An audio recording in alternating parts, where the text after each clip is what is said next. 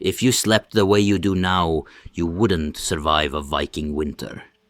8 uninterrupted hours, alone, in silence. That kind of sleep would get you robbed, frozen, or killed. Vikings slept in 2 phases. They woke in the night on purpose. They slept communally, positioned for warmth and defense. Every detail of sleep was engineered for survival. Tonight, you'll learn why your normal sleep is modern, and why theirs kept them alive. Segmented sleep, the pattern we abandoned. Here's something that will change how you think about your own sleep. When historian Roger E. Kirch published his research in 2001, he analyzed hundreds of historical documents from pre-industrial Europe. He found over 500 references to first sleep and second sleep. People didn't sleep through the night. They slept for 3 to 4 hours, woke naturally for 1 to 2 hours, then slept another 3 to 4 hours until dawn. This wasn't rare. This was how humans slept for thousands of years. Vikings called the first phase Fyrisveffen. The second phase was Sænisveffen, and the waking period between them had multiple uses, all deliberate. During this midnight waking, Vikings would lie in darkness and talk. Couples had intimate conversations. Families discussed dreams which they believed carried messages from the gods. Poets composed verses. This wasn't wasted time. This was natural pause in sleep that humans used for reflection and connection. More importantly, this waking period served a survival function. In a world without security systems, having household members naturally wake during the night meant someone was always partially alert. Vikings would check the hearth fire, listen for intruders, animals, or developing storms. This wasn't paranoia. This was practical vigilance built into their biology. Modern sleep research has confirmed what Vikings already knew. When scientists studied people in environments without artificial lighting, their sleep naturally segmented into 2 phases. The circadian rhythm, left alone without electric lights and work schedules, produces biphasic sleep. The watching hour coincided with a natural spike in prolactin, a hormone that creates calm wakefulness. Not drowsy, not alert, but peaceful and contemplative. Vikings didn't fight this. They used it. We call it insomnia. We medicate it. We view waking at 2 a.m. as a disorder, when it might be your body, doing exactly what it evolved to do. The sleeping position that could save your life. Now let's talk about something that sounds trivial until you understand the context. How Vikings positioned themselves for sleep. Modern people sleep in whatever position feels comfortable. Vikings couldn't afford that luxury. The way you slept could determine whether you lived through the night. In a longhouse or temporary camp, Vikings slept on their sides, facing outward toward the entrance. Always. This wasn't preference. This was tactical positioning. If someone or something entered during the night, your eyes were already oriented toward the threat. You didn't need to roll over or sit up. You could see immediately. That 2-second advantage could mean survival. But there's more. Sleeping on your side in cold conditions keeps your core temperature more stable than sleeping on your back. Your back has less insulating fat.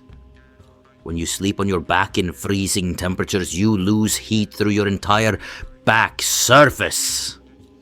Sleep on your side and you present less surface area to cold air. The arm placement mattered too.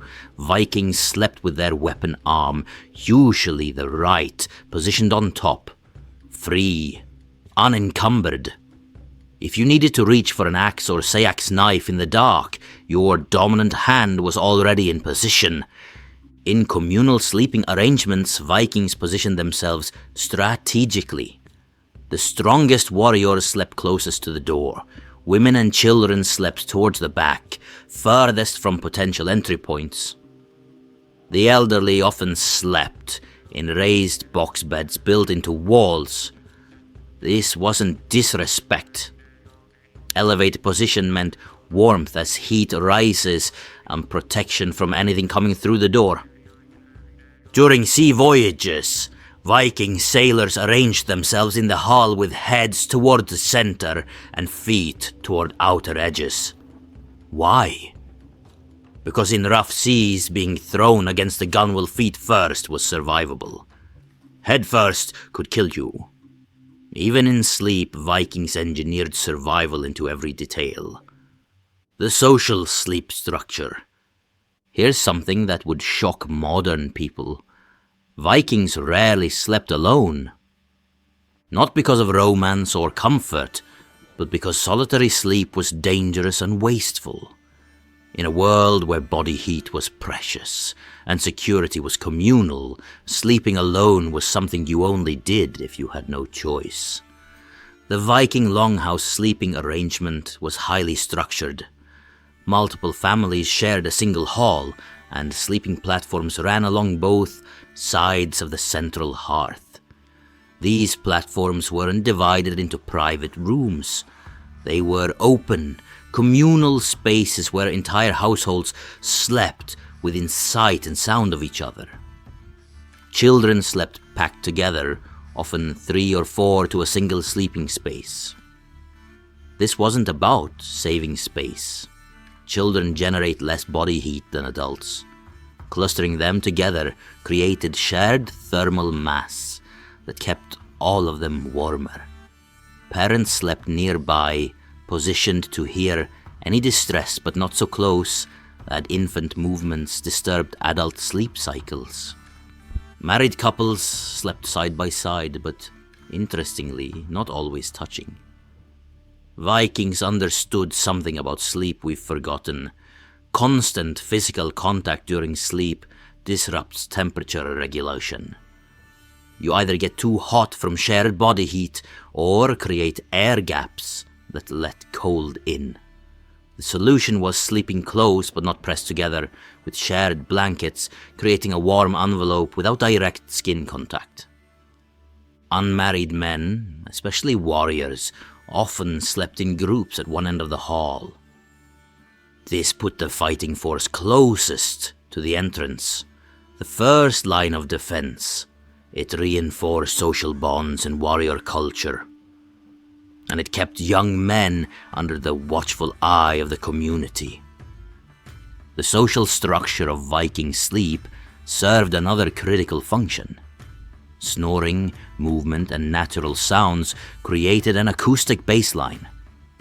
Everyone became accustomed to the normal sounds of their household sleeping. Any unusual sound, a footstep that didn't belong, a creak in the wrong place, stood out immediately. The group's collective unconscious awareness was far more effective than any individual trying to stay alert. Contrast this with modern sleep culture. We isolate ourselves in separate rooms, behind closed doors, wearing earplugs and eye masks, deliberately cutting ourselves off from environmental awareness. We've engineered maximum comfort and minimum security. In a Viking context, this would be suicidal. The environmental control they couldn't ignore. Vikings couldn't control their sleep environment the way we can. No thermostats, no humidifiers, no white noise machines. They had to work with what nature gave them, and nature in Scandinavia was brutally unforgiving. But they didn't just endure bad sleep conditions. They engineered solutions so effective that modern sleep science is only now understanding how brilliant they were. The timing of sleep was dictated by light, but not in the way you might think. During summer in northern Scandinavia, the sun barely sets. During winter, it barely rises. Vikings couldn't follow a natural light-dark cycle because there wasn't one, so they created their own. Inside the longhouse, the hearth fire became the artificial sun. As evening approached, the fire was built up, creating light and warmth. As first sleep approached, the fire was deliberately reduced to coals that provided heat without bright light. This dimming signaled the body that sleep was approaching. Between first and second sleep during the watching hour, Vikings did not relight the fire to full brightness. They sat in darkness or dim light, allowing their eyes to stay adapted to darkness. This kept melatonin levels appropriate for returning to sleep. Compare this to modern people who wake at night and immediately check their phones, flooding their brains with blue light. The sleeping platforms were positioned at specific distances from the hearth. Too close, and smoke and heat made sleep impossible. Too far, and you froze. The optimal distance was usually 6 to 8 feet, where radiant heat reached you without smoke accumulation. Above sleeping areas, Vikings hung wool textiles from the ceiling. Modern people assume these were for privacy. They weren't. They were thermal curtains. By creating a smaller enclosed space above the sleeping platform, these hangings trapped warm air that rose from sleepers' bodies. The effect was like sleeping in a tent within the hall, a microclimate several degrees warmer than the open space. The mattress that understood physics. Now let's talk about what Vikings actually slept on. Their mattress was far more sophisticated than it looks. The base was usually a wooden platform, sometimes with a rope mesh stretched across for slight give. On top went the real engineering, multiple layers, each serving a specific purpose. First layer, straw or dried grass packed thick. This wasn't just cushioning. Straw is hollow, filled with air, and air is one of nature's best insulators. A thick straw layer created an insulating barrier between the sleeper and cold wood below. Second layer, animal hides, fur side up. Reindeer hide was preferred in northern regions. Sheepskin was common further south. The fur trapped air close to the body, creating a warm microclimate. These hides were also naturally antimicrobial. The lanolin in sheepskin actively inhibited bacteria and mites. Third layer, wool blankets, multiple thin layers rather than one thick one. This is critical. Multiple layers allow air gaps between them, and each air gap is an insulating boundary. One thick blanket compresses under body weight, squeezing out air. 5 thin blankets maintain those air pockets and provide better insulation with less material. The pillow, when Vikings used one, was typically a small leather pouch stuffed with down or wool.